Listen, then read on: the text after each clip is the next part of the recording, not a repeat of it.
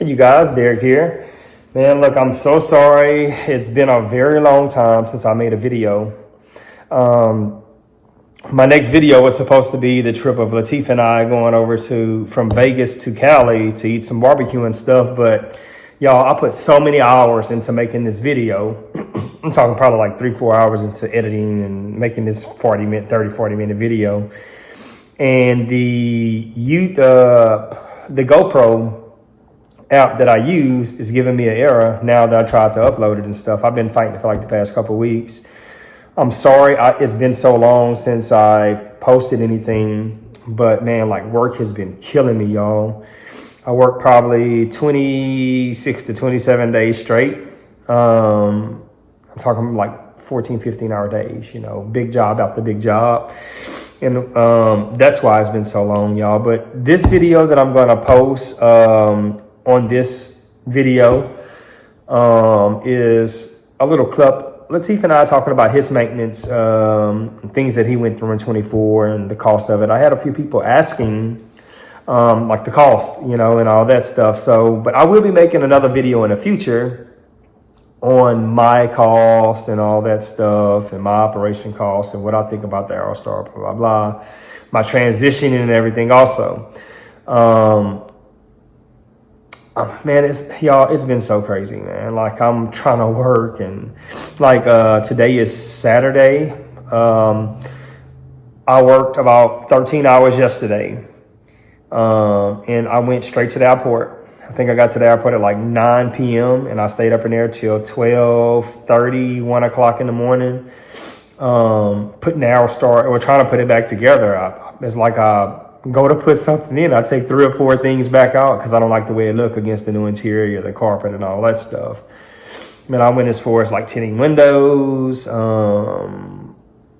taking every little tedious little bracket out of there, repainting them, and it's going to be a nice airplane. But look, y'all, I'm going to let y'all watch this video. Y'all stay tuned, and thank y'all for always supporting, man, and liking and sharing and tuning into my boring little videos.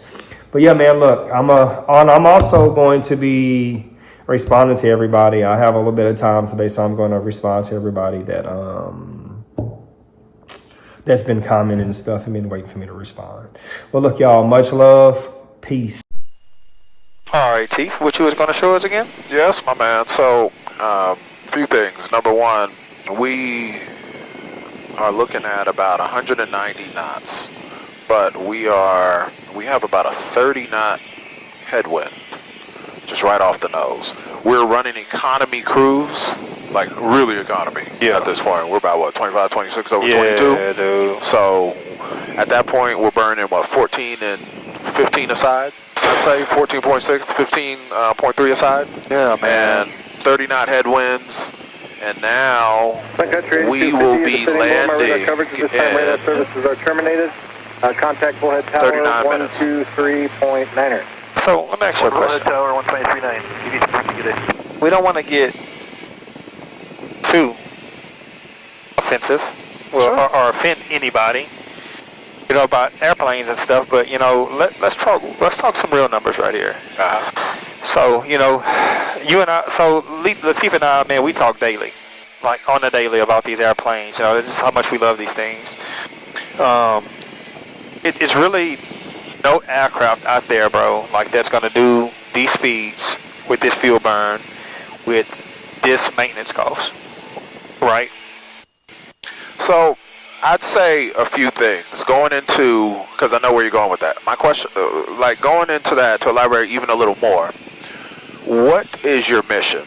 The Aerostar fit my mission perfectly. I know the Aerostar fit your mission perfectly as well. You want something that's sleek, sexy, that moves fast, that gets you from point A to point B in a very, you know, in a more efficient way. We are running into, I see you may have heard me earlier say we have about a 45 head knot as we get further into this desert. Right now, I said head knot, 40 knot headwinds. Right now, we're touching 30 knot headwinds. We're doing 30 knots. We have 30 knot headwinds blowing at us. Our ground speed is at 195 knots right now. So, you know, remove it, then you're going to get your true, what your true speed is doing. But me, I care about how are we moving over the ground, how fast. So that's going to be our ground speed from that standpoint. Okay, well, when Aerostar, it allows us to go faster, allows us to move at respectable speeds. From the cost perspective, I personally, depending on whatever your budget is, and I won't be too intrusive to anyone's budget, for me personally, Point 6 LA Center to send it checks every box. It's affordable enough. It's affordable. Now, I'm going to stay away from the actual number because I don't know what's affordable to everybody. Yeah, exactly. I'll tell you this, I did spend roughly, $62,000 recently on maintenance. That's not affordable to anyone. That's not affordable to me, Yeah. But the way I see it is, a lot of the things that I did have were once in a lifetime maintenance, lifetime in terms of over the plate, So some aviators who are watching this are laughing because they're like, oh, that's no money. Some aviators who are watching this are like, damn, that's some money. We were just talking about a guy with a turbine, and he spent $450,000 on an engine. $62,000 maintenance bill is nothing. That's garbage to him, bro. So it's all relative. But I'll say, no matter what is your, answer the first question, what is your mission? That's it. My mission is to go fast. I carry my kids in here. I go to amazing places over the ocean. I have 2 engines that pull me through the air incredibly fast. Yeah. So my mission is achieved. This type of play. It's good that we're talking about this because I had a dude, somebody on the YouTube channel in the comments asked what our maintenance was and all that stuff. He's just telling you about the $60,000 that he spent. He didn't tell you about the $24,000 early that he spent. Yeah, it's like, damn. Yeah, that was $24,000 in February of 24. Right. It's so like the crazy thing about all that is, so whenever he spent that $24,000, I'm in the transitioning from the 6 to the Aerostar. Right. And I'm like, bruh, $24,000. I'm like, damn. But then whenever he broke it down to me, what you was getting, what they, you know what I mean? Like they took off the front cowling, they changed his front landing gear. And then, so he had that $24,000 bill. Yeah, so that was the Aerostar beef up kit. Because 305 Papa Alpha contact. Basically, it was a beef-up kit for the nose landing gear of the Aerostar. I did that as a precaution because I do fly to a lot of islands, and to me, I would never want to be caught with a front nose gear collapse. Oh, jeez, that would be bad. In the middle of another country. So I wanted to mitigate my risk, do everything I could, and so if there's an option to upgrade and do a beef-up nose gear kit, because I had a stress fracture in one of the braces. So then I go ahead, I did that. Yeah. And so I did that from not only safety, but I don't typically do overhaul. I'm kind of bougie with it. I just like brand new stuff. Yeah. Like I'm not going to overhaul. We'll just do brand new and go from there.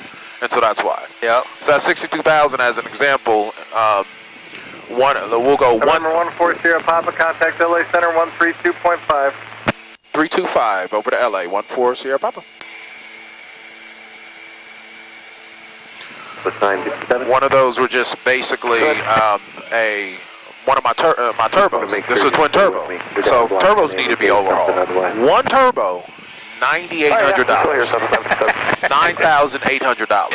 That's not including labor. That's just the part. That's just the part, dog. Yeah. 9,000. So like I say, it's all in perspective. I had a fuel pump that needed to be got a new fuel pump, $2,500. So it's just like there's things that you do. Yeah, and you have some. I mean, look. Once you break down your $60,000 bill, it made sense, right? Because you had some oil leaks, you had a lot of like high parts that needed to be replaced. Exactly. Another thing that You had the $20,000 one with the nose gear. Then you had a magneto issue. You remember Oh that? yeah, I got all new mags. Yep, you got all. That's a whole nother thing. Yes. Right? I forgot how much the mags were. It was like $5 to $6 grand. I remember that. Okay, so dude, I was like, what the hell? I'm like, bro. Right. But so you had the nose gear, the mags, and then you had something else. It was $1,300. I remember that. I'm like, dang, Chief, bro. Yeah, man. And then okay, so right after that, he's flying. So you flew to Jamaica. Yeah, I flew to Jamaica that time. Yeah. Let's talk mags real quick. So with your 6, you've been having issues on your mags. Yeah. You know what I mean? And it's just like, you know, you can overhaul them, et cetera, you know. So real quick, for those of you watching, you know, it's like once you have these parts that are leaking, like your best bet is to just go ahead and get that replaced. Don't try to baby it. Your plane always talks to you. You just have to shut up and listen. That's it. Your plane talks to you. So you just gotta listen. If you see your cylinder heads temp, something's jumping. Could be a probe or it could be the cylinder. You know, but you gotta watch it. Him and I, we spend a lot of time in these planes. He does many more touches than me. However, I fly longer distance. So I do about, 53 hours a month in the plane. In this plane. That's crazy. Because, like, let's say, and to justify it, as a perfect example, last month, got it all. Las Vegas to Jamaica and back, that was like 33 hours. And then I did Las Vegas to Hilton Head, South Carolina, then to Nashville and back. That was another 20. That's 53 hours, just like that. Flying, but I only flew twice. Yeah. You see what I'm saying? It took me a long time to get 50 hours, bro. Good, jeez. That's crazy. Hold on, I gotta check in real quick. Any chance direct license today? Hit over 520 Alpha Juliet. Got to leave you on course here. Just keep it climbing, maintain follow 230. 230, no problem. Alpha Juliet. LA Center Aerostar 14 Sierra Papa 145. Hit over 8 Whiskey Romeo. Contact LA Center 126.35. 2635 Whiskey Romeo. See you. So yeah, we're on autopilot right now, and we're cruising, man. 194 knots ground speed with a 30-knot headwind, bro. 365 is exit 335. You know when I needed something, when I know I needed something different? Lisa and I, we flew to Dallas one night, bro. It was like a 30, 40-knot headwind, and my Cherokee 6 was only going 70 to 80 knots. Baby, you remember that crap? She fell asleep. She fell asleep. Bro, I'd have started crying. I was like, that's a... Contact LA Center 125. Bro, I'd have started crying. Bro, I was like... You have a great day, Alpha Juliet. Hold on, real quick. LA Center Aerostar 14 Sierra Papa 145. Hit over 14 Sierra Papa LA Center. Daggett altimeter 3016. 16 Daggett 14 Sierra Papa. So I want to tell y'all about... Well, no, let's go back to your I want to go back to your magneto issue that you had. No, we done talked about the magneto issue. I had more than 100 drop in the magneto. I think it was coming around 200. Yeah.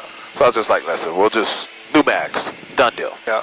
And then now my drops, I mean, they barely move, you know, which they'll say they drop maybe 25 or something like that. So I have to say though, bro, I know I said this already, but dude, you have a solid flying airplane, bro. oh, thank you, brother. She's quiet, you know what I mean? Solid, it feels good, no vibrations. 3016. I love this freaking airplane, bro. Yeah, it's smooth. I will say that. I'm definitely pleased with just a lot of it, man. It's been on the vibe. And I have to say, bro, I know a lot of pilots and stuff, bro, but like you say, I think you are one of those guys, man, that's doing like a lot of flying in the weather and all that stuff. You know, I know some other guys that do it a lot too, but your situation is kind of crazy that you get into, especially going over the ocean, going into the is that the tropical islands, I guess? Yeah, going into Caribbean islands and stuff. Yeah, so I do a lot of. I have a house out in Jamaica, so I'll fly out there, or I'll fly to, you know, any country, Puerto Rico. Not Puerto Rico, that's not a country. I'll fly to just a lot of the countries in the Caribbean, I guess you could call it. You know, when my approach is into Turks and Caicos, that's a perfect example. I'll fly into Turks and Caicos. I have a friend of mine from Antigua and Barbuda, who, you know, we'll do a run there. Or we'll fly to the French Isles out there, the French Islands. So, you know, either way, it's like, it's amazing to be able to do that, but it's living unlike anything else. But you have to be prepared, you know, to do that. And you only be prepared by the exposure, by, you know, flying these actual flights into these areas. And it's not, you never want to get caught with your pants down, so you have to pre-prepare. So, let's say we are flying, and you may be over Cuba, flying over Cuba. Well, there's no, like, you're going to have to figure out how to maneuver your way through that airspace. You're on an instrument plan, you're flying through the airspace, and you just, you know, you have to be prepared. There's no VFR flying over Cuba anyway, so that's all instrument flying, plain and simple. You know, so you have to just be prepared. Get your Cuban overflight permit, communicate to Camagüey and Havana approach, and, you know, continue to move. And I've flown through there through there were build-ups up to flight level 450, 45,000, just weather galore. And then it's just like, well, you got to make the right decision. You have to do your research. You have to know what's happening in those areas, you know, so... This year, you're going to see us. We'll do a few Caribbean flights, flights down south. Might fly to South America. You know, run to Cartagena or something like that. You know, we'll do some flights, man. Yeah, bro. We need to link up, man, and stay in touch, bro. You know. Check through. So I want to tell y'all about how I met this guy. So I had been having issues with. Not having issues, but it was another magneto issue with the Cherokee 6, and me and the family, we was flying over Welsh, Louisiana, and the engine started running rough. And, you know, my wife was basically like, hey, like, I'm done with the single engine airplane. I don't want to be in it, you know. You know, so I'm like, all right, I'll start looking for a twin. Right. So just so happened, that was like that week before you came. That was like a Friday or Thursday. You came to Sunday. Right. And this dude pulls up with his airplane, right? And I'm like, I'm looking out the window, and I'm like, bro, what is that? You know? So I walk over to him, and I'm like, hey, bro, like, what is that thing, you know? He's like, man, this is an Aerostar. And I'm like, what the hell is that? You know, he started telling me. And then it's like, it's how it went from there. Because like, after that, because we met, that was December of 24? Yes. Yeah, so we met December of 24, and after that, like right whenever I left him, I went like at a Twin Comanche, which was a cool little airplane. But he was like, nah, bro, if you're gonna spend your money on this plane, you won't regret it, you know. And that's what happened, man. Like a month later, 2 months later, the Aerostar was bought. Yeah, he was flying down, and it's like a great relationship is formed off of that, bro. And it's not for, like, the Aerostar that he has today. I think an amazing plane. It's got the short props. It's set up so well. This was maybe the fourth plane that you were shopping for, that you looked at or something. And man, we had gone through a bunch of different planes. Bro. We went through a bunch. Well, do you remember I ended up flying the Cherokee 6 from Louisiana to West Virginia? Okay, I want to say Pennsylvania, but yeah, West Virginia. Yeah, then I looked at that thing, and it was like it was a cool airplane, but it was something happened with the owner of it. It was a bunch of crap, whatever. But I'm glad I didn't get it because it was only a 600.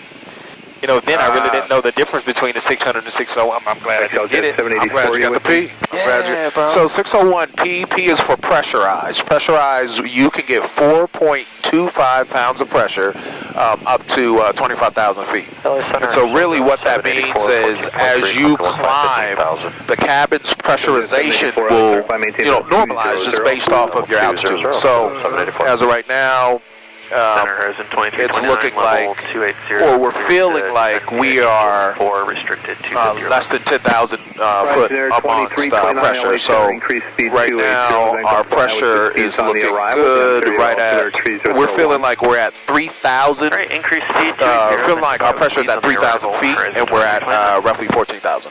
Yeah. LA Center, sir, 305 Papa Alpha. It's the good thing about the dang old pressurization, huh? Absolutely. 305 Papa Because you Alpha, can LA get Center, high yeah, and over the weather in a lot of areas and just go from there. Yes, it, man. 784 clear Palmdale. Station 42592. But yeah, I'm really glad you were able to get your Aerostar, and not only get the Aerostar, but get the right training to fly the Aerostar and be an amazing pilot. Flight level 1. I'm gonna tell you though, man. I mean, you say training, which you was the training. To be honest with you. That's I awesome, mean, brother. you know what I'm saying? It's That's like, awesome. you know, because I went to do the training, and it was, I already knew everything. That's More awesome. than, I'm not gonna say more than what he was showing me, but afternoon. the way I know I was gonna like to fly the airplane versus what he was teaching me. You know Right, what I mean? right. You know what I noticed about a lot of guys with the Aerostar, man, like they fly fast, but they don't fly fast like as fast as we fly. Right. You know, 4887. I like fast numbers, bro. I like to, you know, like you, like you. 4.05. You know, we don't rotate to 105, sometimes 110. You And know? so yeah, that's a good segue into just like, people talk about our traffic pattern. Well, first of all, you don't fly an Aerostar in the traffic pattern. That's just that. You don't fly it. You do approaches and you come in. You don't play around in the traffic pattern in the Aerostar. But if you do find yourself in the traffic pattern, my traffic pattern speeds, I'm at 140 on the downwind, 140 on base. Final, I turn to 140. Well, about 140 to 120. Short final, I'm at about 120. When I hit the fence and over the numbers, I'm landing at about anywhere from 110 to about 95. And basically, I kiss the runway right at about, I like kissing it at about 110 to 95, I would say. That's where I feel most comfortable. Why? Well, number one, I like my 20% in safety in that. Number two, any situation, I'm already fast enough to push more power to get out of it. If there's any situation. Number three is, like, you always want to be above the power curve. And so I'll descend a little higher. I'll be on a glide slope, but I'll descend a little higher. And I like coming down because it's easier to pull, to get up out of there with your right speed. Versus trying to add speed and trying to. But a lot of that practice comes from the planes that we fly. And knowing how to transition from that Cherokee 6, that PA-32, and the Piper, and just knowing how to understand and manage that power, manage that speed. Contact LA's correction SoCal. So yeah, man.